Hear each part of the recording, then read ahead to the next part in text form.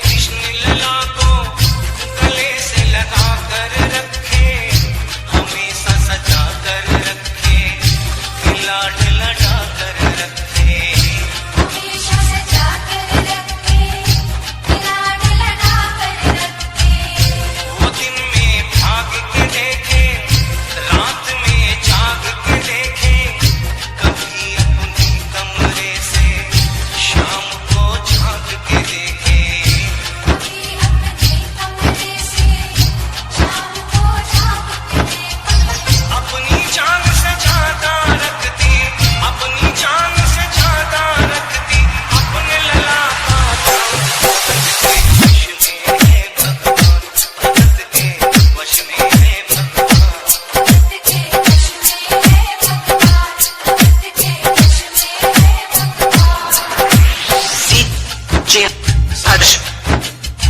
अपनी गति से चलता रहता है। थोड़े दिनों के बाद घर में जन्माष्टमी का त्योहार आया।